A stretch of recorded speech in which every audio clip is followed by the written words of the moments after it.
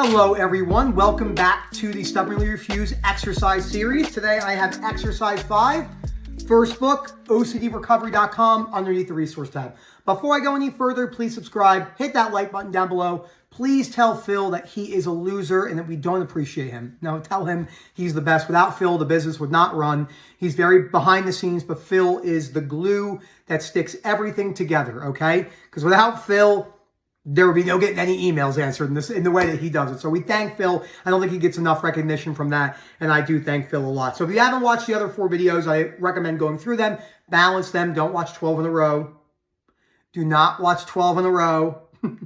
Okay, exercise number 5. Go back to the end of chapter 2 and once again do the REBT exercises. Remember, REBT, Rational Emotive Behavioral Therapy, was invented in the mid-50s by Albert Ellis, which he realized that psychoanalysis really doesn't do what people think it does, and I cold-heartedly agree with that. I think there's some good principles, but it just doesn't really do what people think. It blames people. It makes a lot of people become victims. It can be very problematic at wholesale value. So distinguishing between your healthy and unhealthy negative feelings. Also try to see the difference between some of your healthy and unhealthy positive feelings. So the goal is to never not feel disturbed again. I just got back from hiking. My body was aching. I couldn't just turn that disturbingness off. Like, it's not possible. So that's not the goal, okay? So imagine you were performing something very well. I'll use myself. I had really bad body dysmorphia. So, and this goes for anyone in career, fitness, accolades, work, school. You're performing really well, and then you backslide, because that's what humans do. They go up, they go down, they go up, they go down, okay? So let yourself feel happy about that accomplishment. This is a really important exercise. Now, observe your happy feeling. Is it only about your performance? Are you pleased about just that? Or be honest, do you feel great about you, yourself, and your whole being? Do you feel like a great person, a noble, godlike, almost superhuman? And I said, yeah, I wrote it right here. Yes. Where is it? Where'd it go? When I first did it. Yes, truly. Okay? So, if you do feel like a noble superhuman, holier than thou person, you are then, according to the REBT principles, experiencing an unhealthy positive feeling because you're attaching that to your person, to your condition, your personhood. And that is what I did. You lift your shirt up, you see your muscles, you're like, oh my God, you're like, look at that, I'm the man. And there's nothing wrong with celebrating. Don't make that into a fucking meme. I know what you people are thinking. It's going to be a meme in 2 seconds. Why did I even say that? It's over. My life is over. So into that unhealthy, I'm the best, I'm the man. I can do it at times. It's a natural human emotion and thinking process. But I've caught myself, even in recovery, thinking to myself, okay, well, that's a great thing, but it doesn't mean anything about you as a person. You're just a regular person. You're just a human who has accomplishments and mistakes, etc. So this is dangerous because you don't perform remarkably well the next time. And back to slobhood you will go. Listen to me here. And even when you do perform well, you will be anxious about not doing so the next time. So you'd better like your fine performance, but not deify yourself for doing it. The reason why this is problematic, and it happens with probably big Wall Street men and women, big surgeons, men and women, anyone in high power positions, attorneys.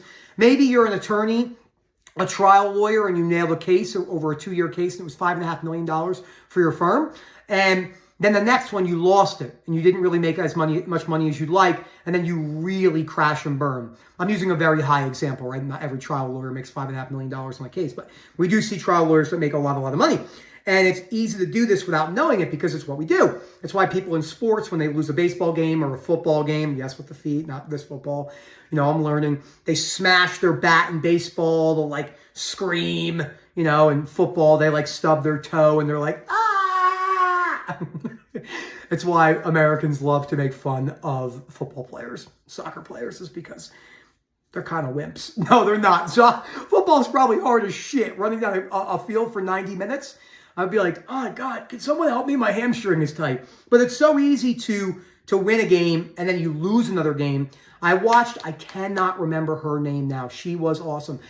She was in the CrossFit Games. Something happened where she missed a step and she was supposed to get first place in this event. And she got second place overall. And then Tia Clark Toomey won the event. And they interviewed her. And I remember watching and thinking, does this girl Rita Ellis?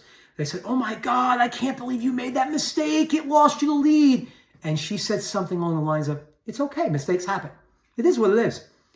I remember watching that and thinking, oh my God, That is incredible. That's such a good mindset. I'm not saying internally she didn't feel disrupted, but that's what we do, okay? So when you feel unhealthily bad or great, make a list of the disadvantages of having these feelings. You will find it easy to list the disadvantages of negative feelings, like those of depression, guilt, or self-hatred. It's very easy to be a victim and hate that. We all did it. I did it a lot. King victim. But your positive, unhealthy feelings are also distinct disadvantages. I'm the man. I'm the best, you know? I love me. Today was one of those moods. I hiked the Manitou Incline, listening to some gangster rap. The homie Young Dolph, R.I.P., because he was killed, unfortunately, about a year ago or more.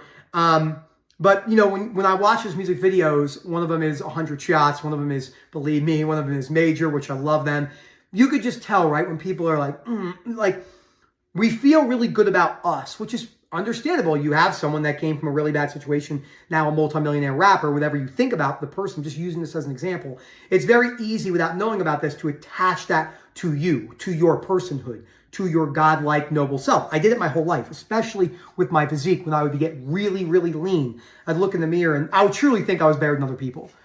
I'm not embarrassed to say it. Everyone does this.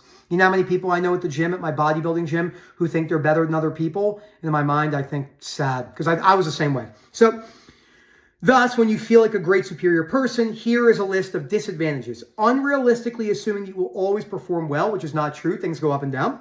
Acting in an egotistical, arrogant, and obnoxious manner to others, what I just said. Thinking you are so great that you do not have to bother to work at performing well in the future. Again, being anxious about later falling on your face and greatly disappointing others who admire you.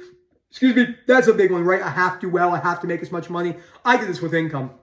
I would always say, if I made even $1 less than I made last year, I'm a weak loser. I'm not doing something well. I'm falling backwards. And it was too rigid. Making too much of the tasks and what you do well and neglecting other aspects of your life.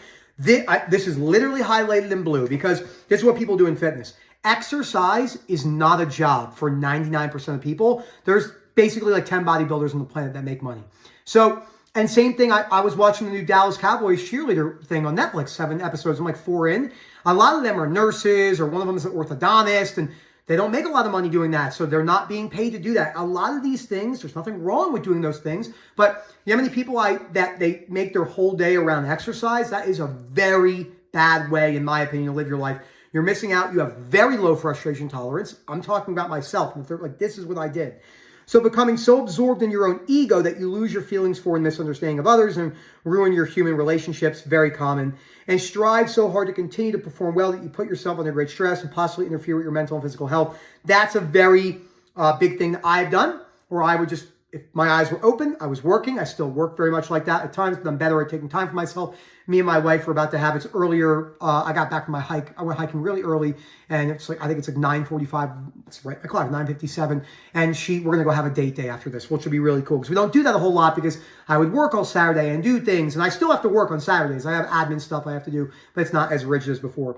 And ask yourself whether you're bringing on any of these or disadvantages and making yourself feel unhealthily positive. If so, look again for demands, commands in which you're creating these self-defeating feelings and work at disputing them and giving them up. So this is super important. So you really want to think about this.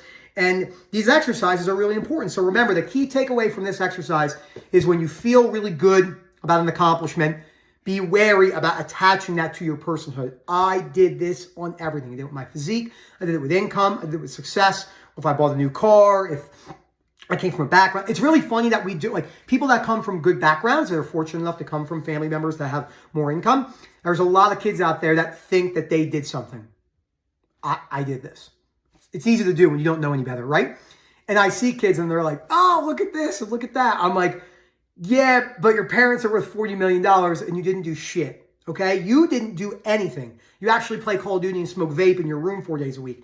That's very low achieving behaviors. And if your parents died and gave you nothing, the chances of you making $40 million in your career is almost zero, because you don't have the grit and the perspective.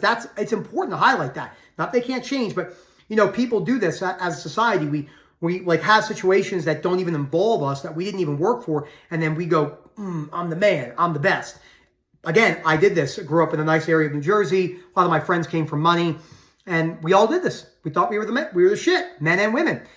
Wasn't. We didn't do anything. It all came from our parents, and we actually were all quite lazy and troublemakers. So some of us changed. Some of my friends passed away from drug overdoses, unfortunately. Some of them are still the same, but it's important to change your beliefs about stuff like that. So it's key. Thank you again, Phil at OCDrecovery.com. Hope to hear from you soon. And as always, enjoy the rest of your day.